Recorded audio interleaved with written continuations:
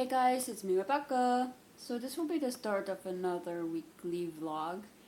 And so far today I've just done some work. I edited my previous vlog. I've done some cleaning.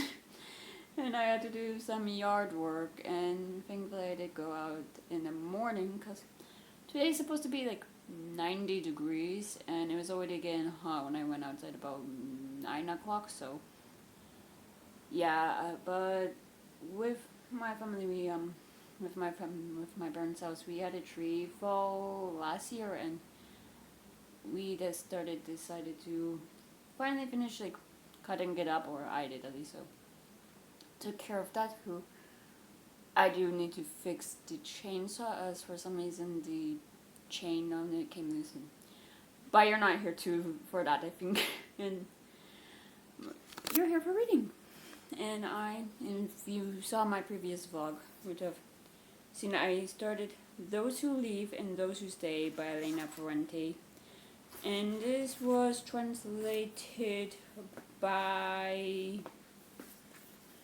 Oh, I don't even have the translator on the covers, but this was translated by Anne Goldstein. And this is the third book in the Neapolitan Quartet, and I want to say I was on page 184 when I finished my vlog yesterday. And now I'm on page 252. And I'm enjoying it, I'm liking it. I do like seeing how the people in the neighborhood, like how those who grew up with Elena and Lila, how they're growing up as well, how they're marrying, they're having families, they're in careers or jobs and whatnot, but they're stuck in the neighborhood. And so far it seems like Elena is one of the very few who was able to get out of the neighborhood. So seeing like how people are changing and growing and yet also struggling with life, I guess, is interesting, especially when they can escape that, as the issues are other people who live in the neighborhood, people who have more power in the neighborhood than they do. We see with Elena, she meets up with an old friend of hers called Gigiola. I'm so mispronouncing that name. But she is marrying one of the people who have power in the neighborhood named Miguel. And it seems like he doesn't love her at all. He just knows she's loyal, and he'll be able to have a family, which would make him look more respectable. But he seems to just look down on her. He treats her terribly. He's not shy about the fact he slept with many women. The guy read that number, and let's just say it was in the triple digits. Yeah, no. But it seems like with Miguel, he treats everyone terribly, and yet for some reason he loves Lila. He thinks she's admirable, that she's confident, she has guts, really, and he's willing to hurt anyone who will hurt her, except he won't hurt her. He just wants to treat her right. And with Lila, we see how she quit her job at the sausage factory, and Elena is helping her, because it seems like Lila's been dealing with some health things, and that Lila's just been putting off, and Elena was finally able to get her to a doctor. And Lila had a doctor listen to her and say that, oh, there's a heart murmur, and yet when she goes to a cardiologist, the cardiologist is like, no, everything's good with your heart, it's all neurological, and it just proceeds from that. And we do learn really that Lila, she has the desire to go on the pill, as she doesn't have the desire to have any more children. And you see, she does have the desire for some reason to move back into the neighborhood, even though people in the neighborhood look down on her and think negatively of her because of what happened with her marriage to someone who lives there, Stefano, and how everything fall apart. And we see the people in the neighborhood, there are different perceptions of her and whatnot. And we also see with Elena, she is struggling. And the one thing with Elena and Lila is that their friendship is quite toxic at times, because sometimes Lila is very nice to Elena, trying to help her, and then other times, like, she just talked so negatively about her when she's sitting right there. Like, they went to the house of their former professor, and her children attacked Elena for the things she was fighting about. The professor looked down on Elena because of the newspapers she was being published in, and that is because I just noticed how close to the camera how close to my face the camera is, and how Lila does contributes to that. And it's when they leave that Lila is nice to Elena, and it's all very much twisted. And you see how there's a long period of time after that they just don't see each other. They just talk on the phone, and we get to the point where things for Lila seem to be looking up. Like, she's reconnected with her family. She's even, who they treated her terribly, she's trying to make amends with Stefano, who she now believes is the son of her, who is the father of her son when she thought it was someone else. And went on and we see how she finds peace in her relationships, especially when she does go on the pill, and how she seems more content, while Elena, her life isn't going the way it does. Like, she does get married, and yet the way things go in that wedding, this don't go the way she thought. Like, she and Pietro, her fiance, now husband, had fought a few days prior when she suggested going on a pill, and he was against it because he didn't think it was good. He read that it's not been legalized in Italy, or that there was professionals who questioned about like how it affects someone's health and whatnot. And even Elena, she doesn't remember much from her own wedding, even if this was years in the future that she's writing this and telling us this. She doesn't remember much, and we see that Pedro's mother, her mother-in-law, just apparently threw out the fact they didn't want the reception and held one anyway. And we see how Elena enjoys herself. We then again see how things quickly fall apart as Elena does fall pregnant, and her experience with pregnancy is quite different to Lila's.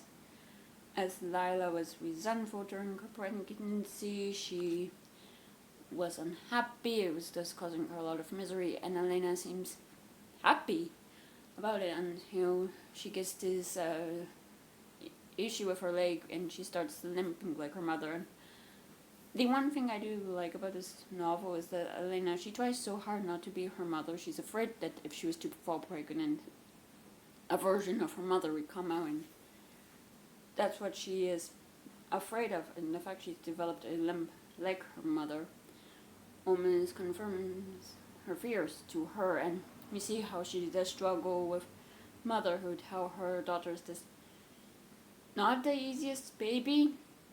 And we also see how she is going through this in isolation. Like, even her husband isn't really helping her. He's more focused on his career, and when he does come home, he does seems angry because he's not seen as respectful at the university he works. His students won't listen to him. The faculty, because of how successful he is becoming, just have isolated him. And we see how Elena, she doesn't really have anyone in her corner. Like, her mother-in-law does help her, but that doesn't go well. Like, she does hire help, and things do eventually become easier, but there's this resentment she has towards her husband because of the way he is. She thinks he's the reason they don't have a lot of friends. They don't get invited to this social gathering. So yeah, she also becomes resentful towards Lila, as she thinks Lila cast some spell upon her that made her just feel like she's a horrible mother. And we see how with her struggle with motherhood is also affecting her career, how she's not able to write her next novel, how she's not able to keep in touch with what's happening in the world, and no one wants to publish her in newspapers, and no one wants to invite her to speak in events. Her novel is now old and new, so we see how she struggles with that, and I like this. The struggles people have sometimes with motherhood, and how it's not always a smooth sailing journey, I guess. So yeah, so far I'm intrigued too. I do have to say, the talk of like the what's happening in politics during this time with the communist fascists, like, I don't know, this is like the way people, the fact, it seems like many people are talking about it and very few are doing anything about it. And sometimes I'm just like, it's going over my head, I fear. So yeah, I'm just not really finding myself caring that much about it, but yeah, so far I'm liking it, and yeah, I think that's all for now. So it's the next day, and it's another warm day. Like, I think it's supposed to be in upper 80s and or something of the sort. And so far today, I've just done some more yard work. We had some I don't even know, like some mini trees or something wrong in front of the house that had to be cut. They were just getting a bit too tall, and yeah, I took care of that before it got too hot. And I've also just done some work and whatnot, and I have done some reading of Those Who Leave and Those Who Stay, putting me on page 332. And one thing I am liking about it is how social events, I guess, is impacting the story, how the whole thing with the communists and fascists is affecting the characters, how the rise of feminism is affecting characters, especially Elena, but really the focus is on what's going on with the communists and fascists and how it's affecting the people in the neighborhood, how people who grew up together are killing one another, who Elena thought were good people are now killing people. And I don't know, I just find it fascinating, I guess, to see, and like, I guess the tension, the political tension that is occurring during this novel, and really seeing how it's almost questioning the beliefs people have, or make them wonder what their beliefs are, or really learn of what's going on. And with the rise of feminism, we see Elena really come to grip with the fact that her entire education, everything that she's been taught, everything she's learned, everything really has been around the men, and she acknowledges there are gaps in her knowledge, especially when it comes to women and women's bodies, and she tries to learn that and tries to become more knowledgeable about that, and I do find it quite interesting. But also with everything she does learn about who her husband really is, how he does wants her to be a housewife, take care of the house, take care of the children, not have a independent thought.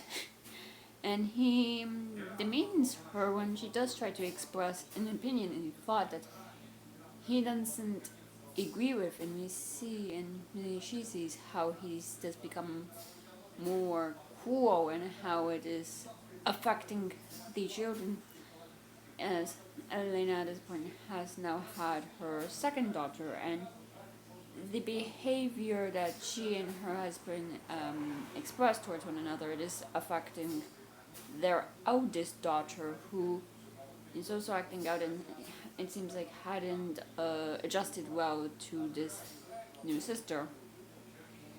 As Lila has Elena like kind of watch her son for a month, and sorry, I'm kind of getting ahead of myself, but Adao, Elena's daughter, and Gennaro, I believe that's the name, they will play together, and Adao, or Didi really, she will put violence in the game, like when she and Gennaro pretend to be husband and wife, she's like, oh, you have to hit me, because that's what she's seen at home, and it's like repeating the patterns throughout this new generation, and that's something I do like. We do take on the, I guess, patterns of our family and of our parents, and we see like examples of how really life as you've seen in our families, if that makes sense. And with Gennaro and Didi, like there's some behavior there that's quite inappropriate and has Elena concerned.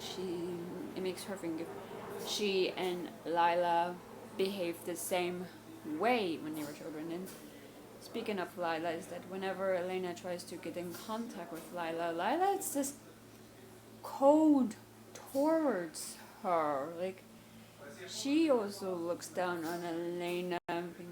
Elena's like stuck in this bubble while Lila knows what's going on and whatnot. Like Lila is the one who essentially tells her that Elena's little sister Elsa is engaged to Marcelo Soares, who is one of the people who has a lot of power in the neighborhood, but also tormented in Elena when she was younger, and really has the power to either make you like seem important in the neighborhood, or also has the power to make people go against you. And Elena, she isn't happy about this. Like she wants to protect Elsa, but yeah, she sees that Elsa is happy. That really she is saying things that women at this time are saying, and she would look like a hypocrite if she went against this and went against like what her sister was saying. As she was also wondering, she wouldn't tell women in like Florence or another city that it's not okay to behave like this, to be with this person, and yet in Naples she thinks she can. So I do that quite interesting. And we also see the scene where Lila and Elena are in the same room together after so many years, and there is still some tension, like both of them have changed and evolved and whatnot. So yeah, I'm curious on where this is going, as Elena was she just went to Naples to deal with her sister, and yeah, it seems like her sister has invited her to stay. And I get the hint that Pietro, Elena's husband, had knowledge of this, had something to do with it, and I'm so looking forward to that confrontation scene. So yeah, I'm just curious on where this novel will go next, and I am curious in what will happen to certain characters, and yeah. Oh, and I do have to say, I'm sorry, but one last thing I'm liking is that the neighborhood, it seems like it is changing for the worse. Like, it seems like to Elena that it is falling apart, falling to pieces, and I am curious if it will actually fall apart, if it will just really cease to exist. Like, if the people in the neighborhood, they all go their own ways. So yeah, I'm just curious and where that goes. But yeah, I think that's all for now. So I'll see you when I see you. So it's a couple days later, and yesterday was another hot day. I just did some work, and while I finished picking up some branches in the backyard, and had to help my mom with something for her. And I don't know what it was, like if it was just a weird stomach bug or if I ate something, I have no idea, but I was taken out yesterday afternoon by my stomach, so yeah, that was fun out. But yeah, I didn't do as much reading as I would have liked to, but I did do some, so that's all that matters. But yeah, wasn't really much to read much or really film, so wasn't really in a state. So, but I did this morning finish Those Who Leave and Those Who Stay, and overall I like this. I'm gonna give it 4 stars. You see, we're with at the dinner party with Marcelo and Eliza, how Marcelo's brother, he brings attention to Lila, calls her brilliant and whatnot, and Lila, maybe she has her own brand about her. Like, she's still in the neighborhood, but she used the knowledge she has of the neighborhood to be put into a position where she is successful, where she is able to be in a position where she's happy, and Elena grows resentful of that almost. And we see how Nino comes back into Elena's life, how he and Pietro become great friends, and how he brings Elena out of this slump she's in and acknowledges that her husband's probably not the best for her. Like, he looks down on her, he wants her to be this housewife, and he seems to have this drive in Elena that Pietro has buried in, or her being with Pietro has buried, how she's determined really to prove that she is educated again, that she's still educated, and me by reading, by learning, by studying, and I do like that it's bringing out good parts of her, and that she is back to writing stuff that is good according to everyone. And we see how Nino kind of aggravates, I would say, if that's the right word I'm looking for, Pietro, how he'll say things that kind of upsets him and whatnot, and we do see how it brings tension to their marriage that's always been there, especially when Pascal and Nadia, 2 friends of Elena who had come to their house, they are wanted by the police for being terrorists. And Pedro White, when Nino is there, is like, don't bring your friends from home here ever again. So yeah, there's issues there. And we learn that Nino is married, he has a son with his wife and whatnot, and we see the feelings that Elena had for Nino kind of be brought up again, and how the two do start an affair, and how her oldest daughter is quite a clever girl, and she suspects something is up with the amount of times that the phone will ring, and maybe Pietro will answer and it will be hung up immediately, but otherwise, when Elena answers, there is someone on the phone and they're talking, and that one really, she doesn't know who or what they're talking about, but she suspects her mom is up to something, which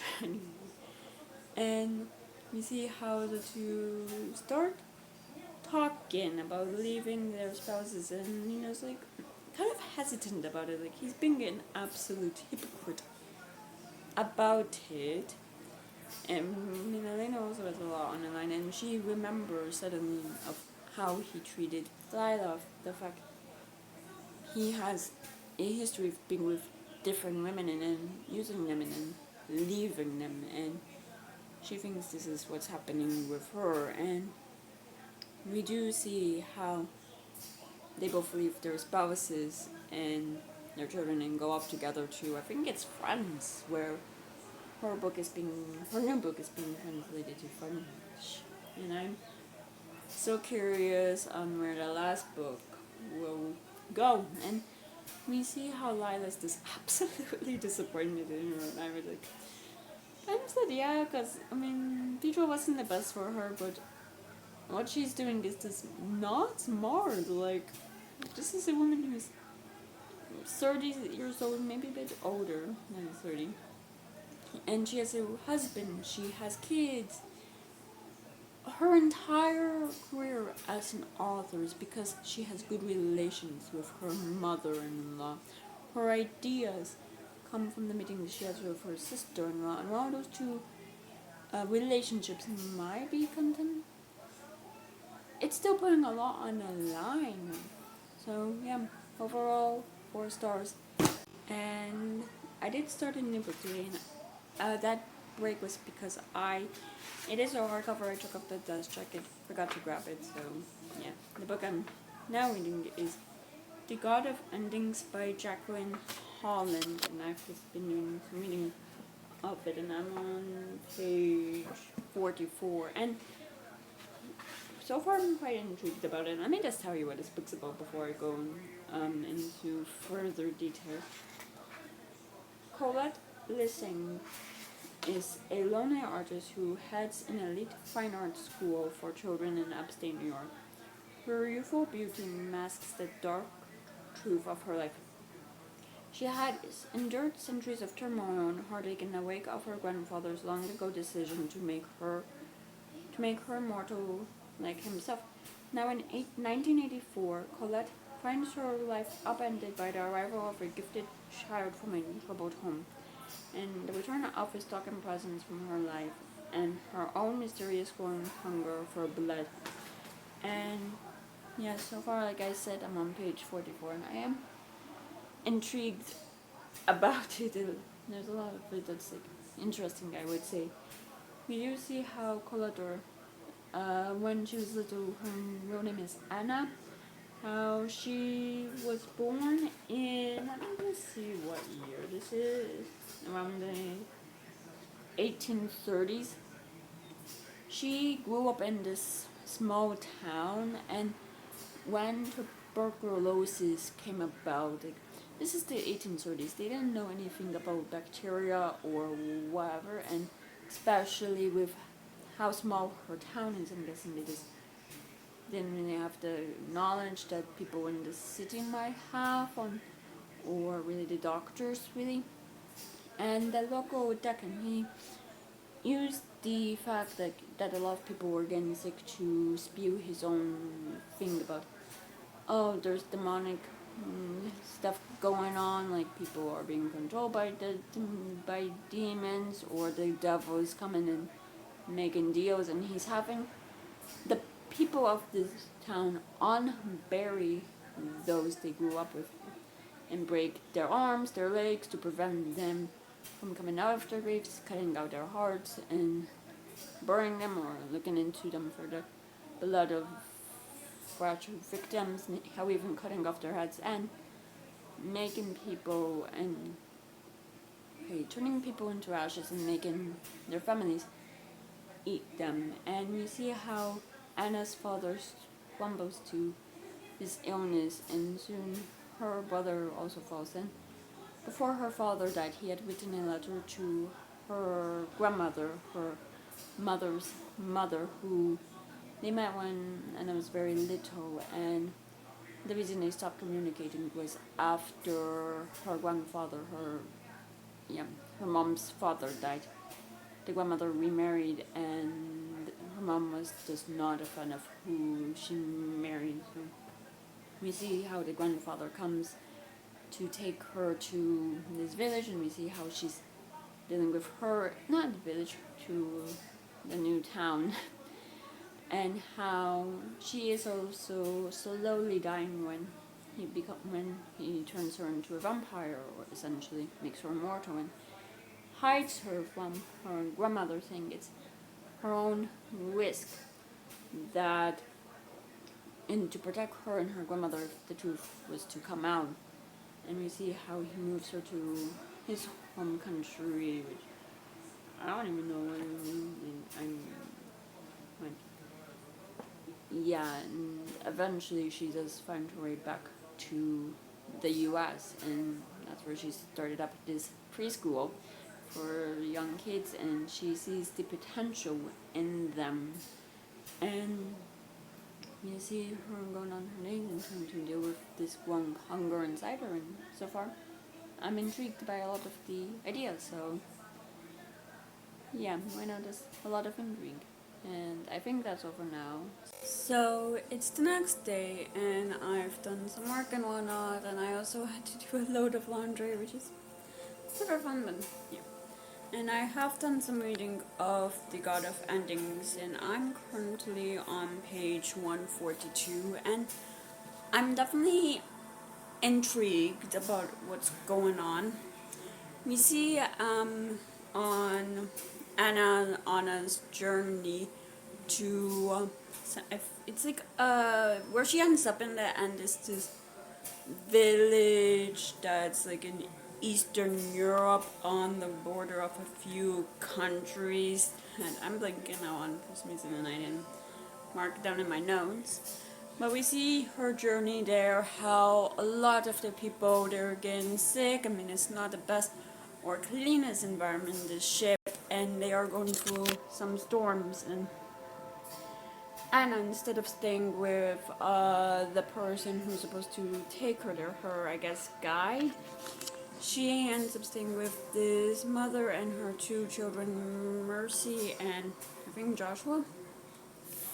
And we see how Anna, she cares for Mercy and wants to help them by taking care of them, and she's making porridge when this drunk who recently lost his wife in childbirth, the child also died, I believe, he comes in, he tries to take advantage of Anna, he even tries to force her hand in marriage, and he does try to rape her when he sees, because of her, the change she went through, her breast disappeared, it seems like, and she no longer has any female part.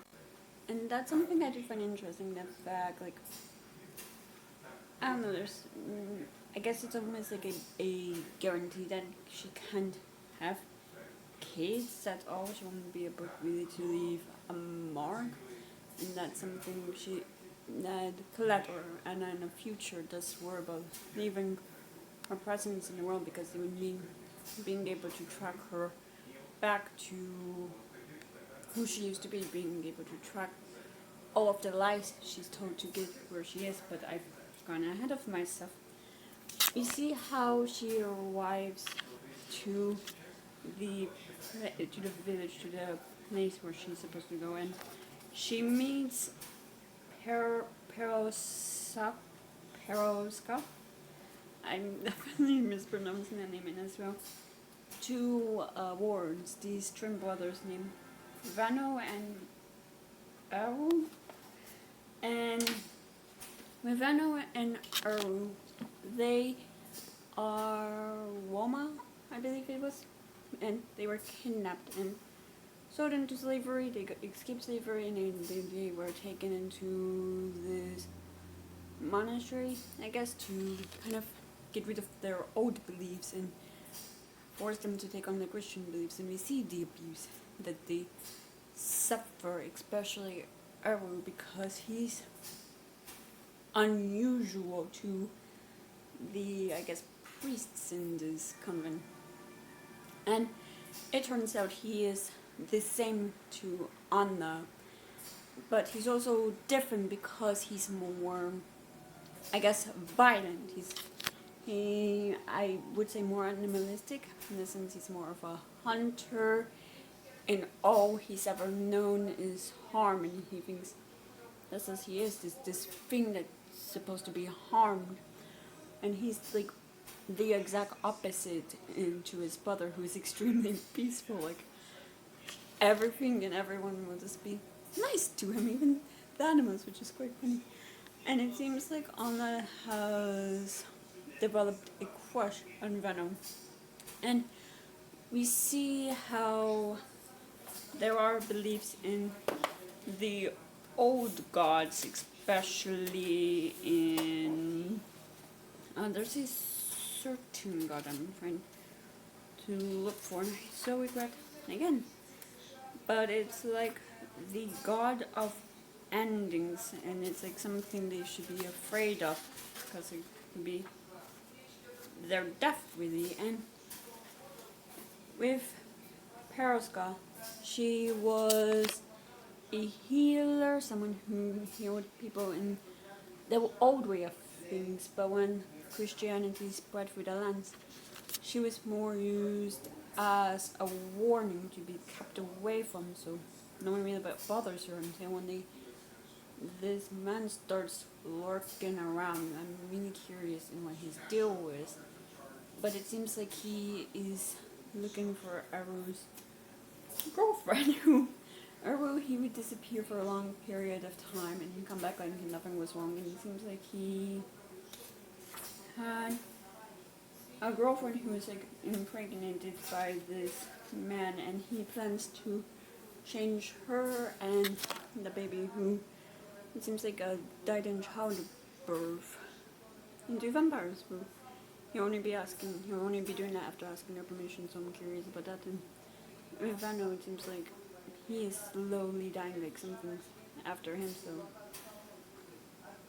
yeah, I'm curious about that. I mean, he is human, but when he and Anna were looking for Aru, something changed in him, and he just got sicker the closer they got to him. So yeah.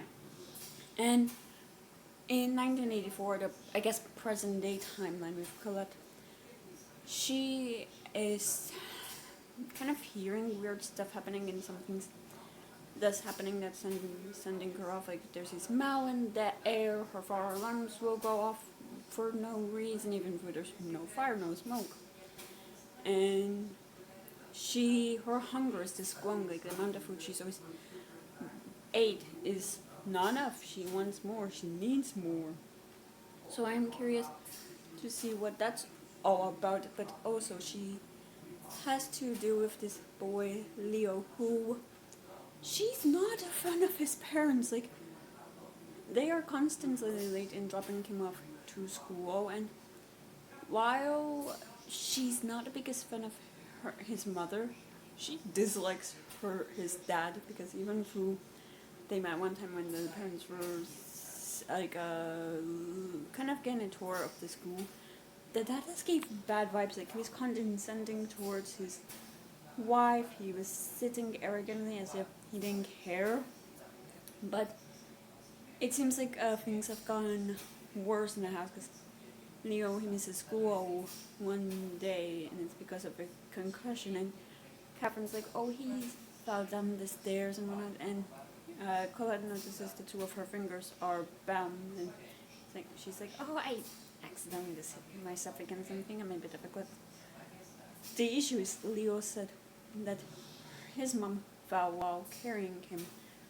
So I am curious if there is something more, and things are becoming weirder and weirder with Leo. It seems like his parents just don't care, because he has this asthma attack, and he has this inhaler, but it's like not full, it doesn't have enough air to help him, which is neglectful that his parents gave Colette that. But also they are late in picking him up, and Colette has to drop him off. So yeah, I'm just getting bad vibes from them, and I am curious on what's going on with Colette, if the God of Endings is coming after her or something. And earlier I did mention she doesn't want to leave a trace of herself.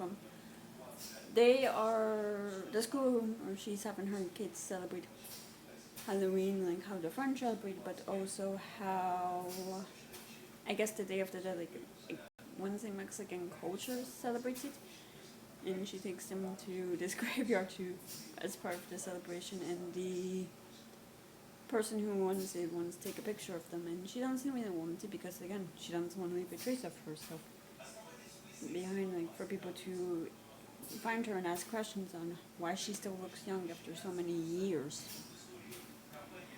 So yeah, that is a bit concerning, but also she sees her father's graveyard and it makes her feel something, and she, I would say almost, she envies the humans because like for them life is a race, like it's a sprint, while for her it's a very long slow marathon, and she, it seems like, has grown resentful of the fact she's been alive for over 100 years and that she'll continue being alive. Like she wants to age and she can't, and I'm also intrigued on how that will affect her. But yeah, I think right now I'm just very concerned on what's going on with Leo. So yeah, I think that's all for now. So it's the next day, and I've done some work and whatnot, and I also went out today. I didn't film anything as I did have to do a bit of my grocery shopping and just didn't really know how to film that while not getting distracted. I don't know, for some reason there's a bit of it annoying, but also I did hang out with a friend, and usually just don't film my friends. I just try to be present 100%, so yeah. But I have also done some reading of The God of Endings, and I'm on page 218, and I am liking this quite a bit. We see how Colette, she does kind of get an admission from Leo's mom that there is some issues in her marriage, and she should probably leave Leo's dad, but she loves him, so it's a bit difficult, it seems like, for her. And she has admitted that the two plan to go to therapy to seek help. So what happened doesn't repeat itself again, and we see how Colette, she is slowly losing control. She keeps about 20 cats in her attic at the school to slowly feed off them, and one day she wakes up and they're all dead. They've all been like, it's a bloodbath essentially, and she, this is during Thanksgiving break, like 5 days when she's all alone, she's losing her mind and kind of losing control of herself.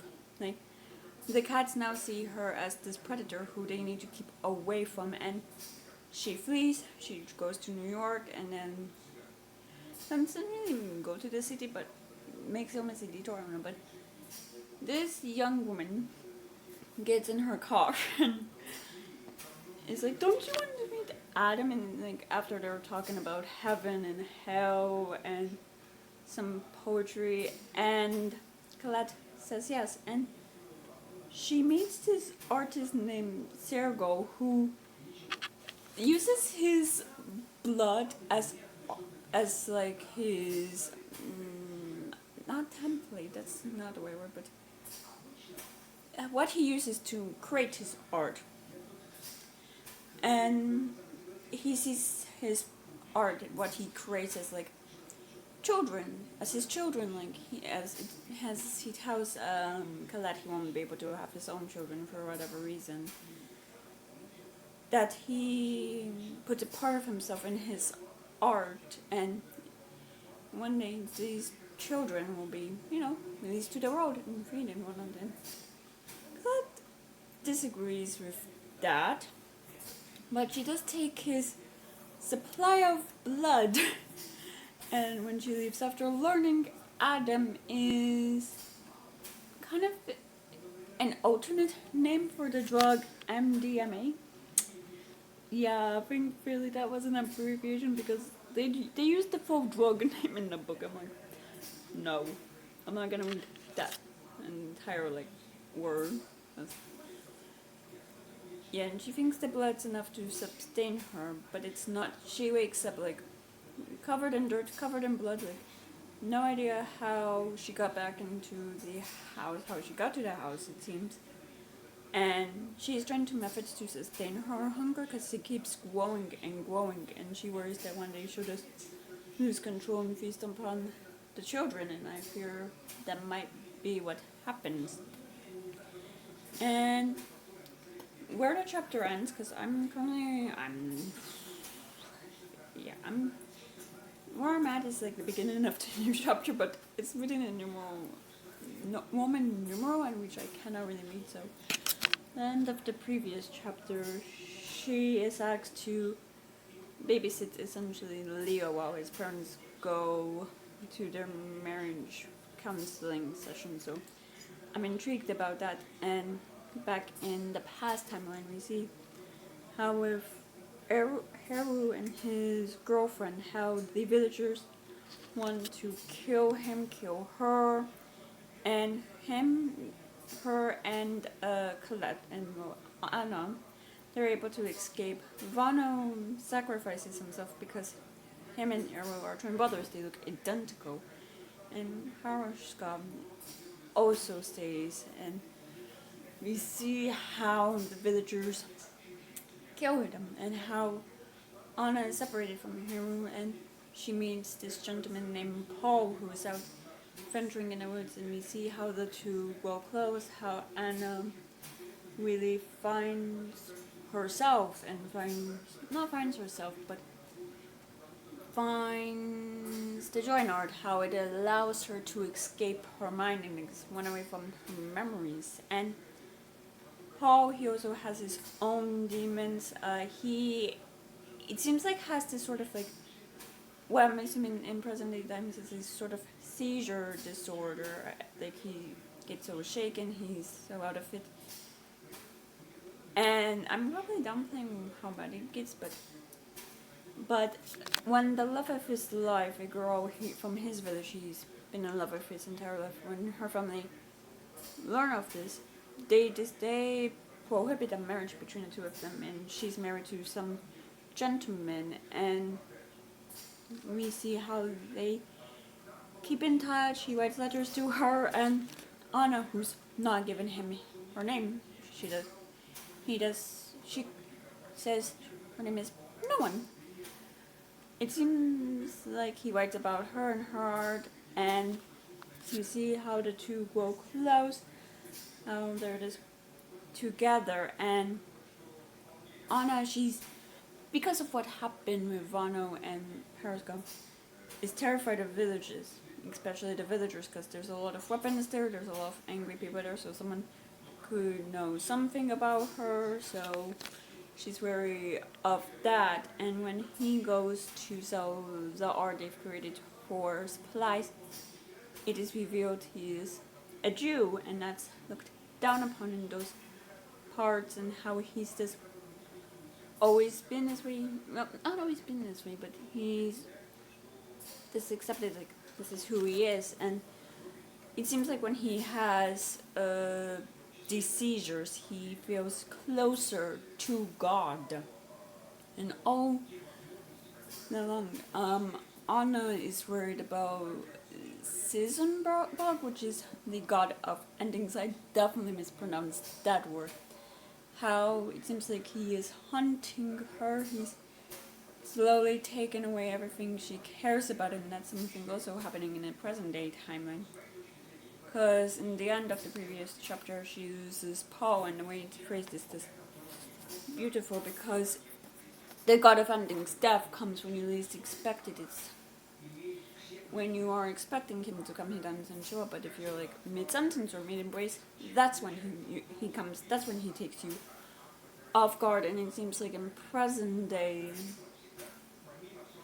he's still hunting her and still taking away everything she loves and cares about, till all she has left is her life. And I, in a way, think that's beautiful, because it's slowly, I guess, stripping someone of who they are, stripping someone of what they care for, until there's nothing there. And something I like is that present day Anna, or Colette, senses that something might be happening, because she keeps having dreams of Vano, and because the way he really died is the villagers had set the house they were living in on fire with him and Perishka in it, and she keeps having dreams of him stepping into a fire in a fireplace. And he said once that when Sizenbog comes, he'll hold her hand, and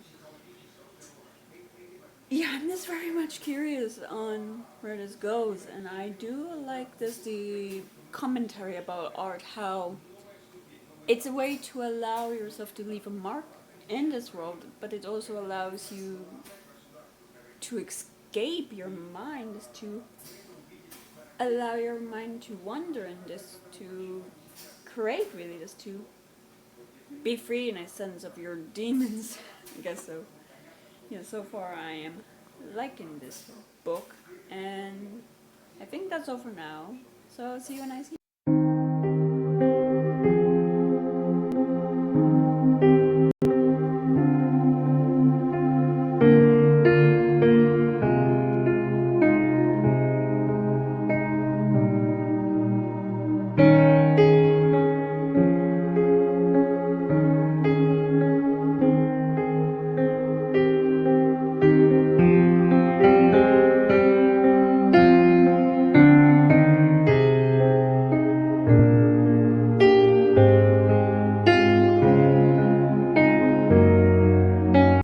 So it's the next day, and as you saw, I did go out today. There's a flea market thing in a town on the shoreline that I just like going to, and it appeared there was like some Memorial Day like thing going on in downtown and stuff. But I just walked on the boardwalk a bit, and thankfully left and went home when it started raining. Yeah, I also just had to do my grocery shopping or the rest of it really. And again, I was gonna try to film, but for me it's like such a routine that I just think this isn't really anything interesting, so I didn't think we're gonna. But also there was a lot of people, and I wasn't really thinking of taking my phone out and filming when I also had to move the cart around, so yeah. But I got all of that done, and now I'm home for the rest of the weekend, which is good because the weather's still supposed to be grim this entire weekend, which is lovely when you're inside the house or inside the building, but now I'm outside. But yeah. And I have done some more reading of the God of Endings, putting me on page 268, and again, I'm liking it. I don't know why I have to keep saying that, but I don't know. And we see in, I guess, the present day timeline how Colette, she is babysitting Galileo. She takes him to the museum, and he tells her about this brother that he had who died in water. It's all quite suspicious, and we see how the kids come back from vacation, and yet she's still struggling. Like, she keeps, her hunger is intensifying. She's still like not losing track of what's happening to her at night. Like, it's gone to the point where she took the kids to a cemetery on Halloween, and the headstone she had made for her father was there, and in the local newspaper it had been reported there was a break-in, and she can't help but think it's something to do with that. Like, she is the cause, because why else would there be a break-in? And she's babysitting Leo after Catherine had some issues. Catherine tries again to get Dave, her husband, into marriage therapy or couples therapy or whatever the proper term is, and he is like, yeah, no, I'm done, I'm not doing this, and he apparently just says it quite coldly, and it leads her to believe he is having an affair because he works so late at night. She learned that there's a female analyst, and he doesn't really speak about her the way he speaks about his male colleagues, and we do see how bad, I guess, this marriage is, how toxic it is, because she mentions that he almost suffocated her. Yeah, he apparently they were arguing when they were in bed, and he thought it was funny, and she put a pillow over her face. Ma'am, that's not funny.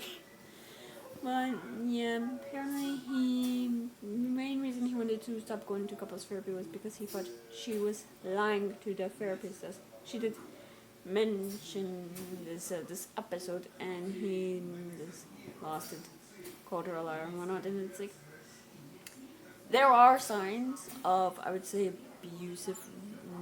an abusive relationship, as she is financially dependent on him. Like, she mentions she was a designer and hasn't been a designer in many years, and she's like out of touch with what is in style. And the main thing is she cannot bring herself to leave Dave, as she loves him, and she even goes so far to go to his office to see if he's having an affair. And apparently he wasn't at the office, but his car was, which I guess leads her to have a confirmation that, yeah, he's having an affair. And I'm so scared on what this means next for that. But also, I just want Leo to get the hell out of that situation, because his parents are so observed really with what's going on between them, that they're neglecting him, it seems like.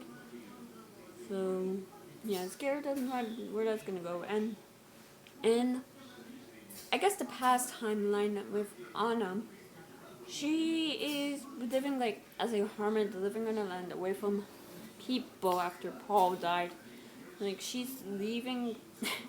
She is painting and whatnot, but she doesn't take her art with her. She's just leaving it at her previous campsite, like almost as a footprint. And I can see why she is isolating herself from people, because her experiences with people just haven't been the best. Like, someone tried to feed her father's ashes, someone tried to kill her, rape her, and she's just afraid of people, and I understand that.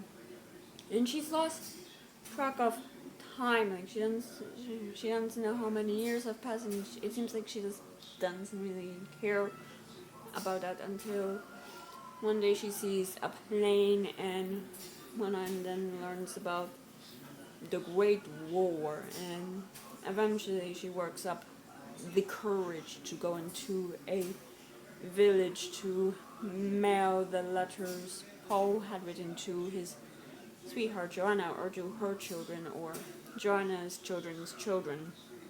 And people there are impressed by the art he created, and one cafe owner and his daughter, and they buy them from her, and Anna gets a job at this cafe where she goes close to what is her name? To Anis, who is the owner's daughter who works in that cafe. And if you saw something just go across the screen, I hit my camera strap. Sorry. But yeah, we still see how Anna, she's not fully, I guess, adapted to living amongst people, because she still jumps whenever she hears the door summoned to the cafe at night and whatnot. And you see how Anna, she is just there for Anna's how they two become friends. And Anna's trusted her to, with the knowledge that she's pregnant, and that it's like a pregnancy out of wedlock, I guess the phrase would be. And we just see how Anna has now moved out of the cafe and into her own house. And I am curious on where this will go from here, how Anna will lose Anna's eventually, because there are talks of another war, of a second war. There are talks about fascists at this time, and I'm curious if that will come into play, or if something will happen to Anna in her pregnancy, or what. But yeah, so far a lot of intrigue. And yeah, that's also the end of this video. So if you enjoyed it, please give it a thumbs up, leave a comment below telling me what you've been up to recently. If you want to, please subscribe to this channel. And if you want to follow me on any social media, then all those links are in the down bar below. I'll see you guys next time I post a video.